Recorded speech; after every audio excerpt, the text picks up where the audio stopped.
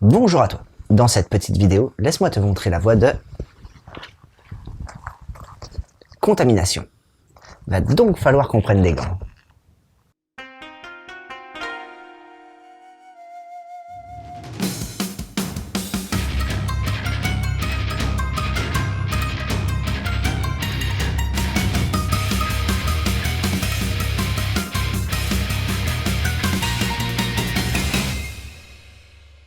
Allez, on prend la route et on se retrouve dans la ville de Yokobashiri, une sympathique petite ville située au pied du mont Fuji. De quoi rêver.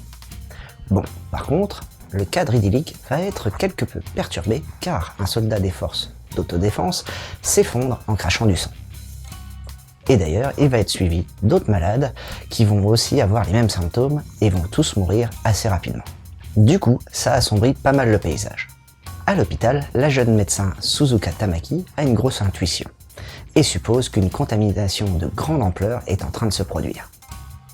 Bon, par contre, sa hiérarchie est pas trop chaude pour la croire. Elle va donc devoir se battre avec pour leur faire entendre raison.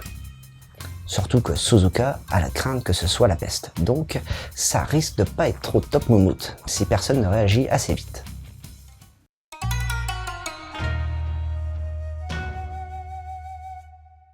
Pour ce qui est du trait, c'est assez compliqué. Et donc, exceptionnellement, je vais commencer par te décrire les arrière-plans. Le trait des graphismes des décors est très bien réalisé, avec un trait réaliste et un soupçon d'effet crayonné, ce qui permet de nous immerger assez rapidement. Ça plante aussi plutôt facilement le lieu de l'action. Ensuite vient le trait des personnages, et là je t'avoue être pas mal déçu. Il reste assez lisse et simple, voire trop simple. Pour te dire, le nez est juste représenté avec 2 trous, pas de ligne verticale pour le marquer un peu plus. Les lèvres aussi sont très peu dessinées et on a très peu d'effets d'ombrage pour pouvoir apporter un peu de relief au dessin, ce qui rend les visages très plats et peu expressifs. De plus, j'ai l'impression de voir pas mal de défauts de proportion, avec des jambes trop courtes par rapport au reste du corps. Une petite déception aussi pour une case en particulier, c'est celle avec le personnage d'Uzuki Ayakawa, et qui est en plongée. Les vues en plongée sont rares dans le dessin car elles sont souvent casse-gueule. En effet, on a vite fait de se retrouver avec un personnage à grosse tête, et malheureusement, ici, notre personnage n'y échappe pas. Faut tout de même souligner que le dessinateur a quand même tenté le coup, et pour cette prise de risque, je le félicite. Pour ce qui est du Nemo, on est sur un découpage assez rectiligne qui permet de poser le scénario sans que ça parte dans tous les sens, et c'est assez agréable. La jaquette, quant à elle, est assez bien travaillée avec un effet aquarelle et nous permet de nous plonger assez facilement dans le thème de ce manga.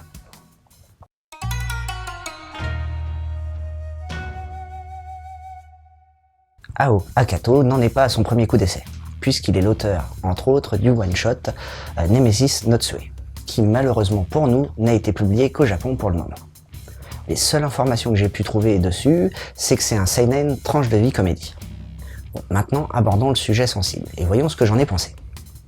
Je vais t'avouer être resté un peu sur ma faim, et au final, je ne sais pas trop quoi penser de ce titre. Je vais te dire pourquoi.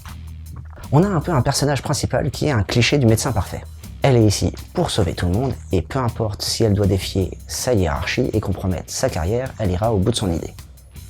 Alors, ça aurait pu être bien, mais le problème, c'est que tous les personnages autour d'elle vont dans ce sens, y compris sa hiérarchie qui lui dit juste « je suis contre » et qui au final, elle la laisse faire comme elle a envie.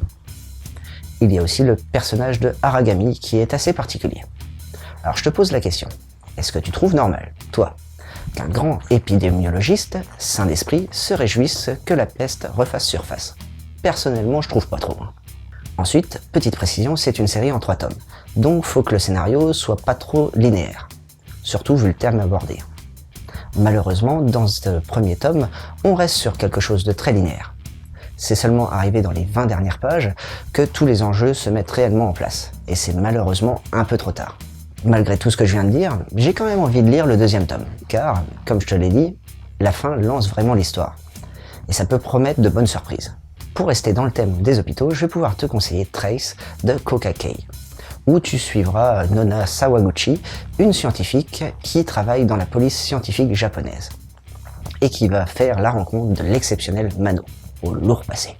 Ensuite, je vais pouvoir te conseiller un grand classique, Monster d'Urasawa Naoki, tu découvriras le jeune neurochirurgien Kenzo Tenma qui va être confronté au choix de sauver le maire de la ville ou un enfant.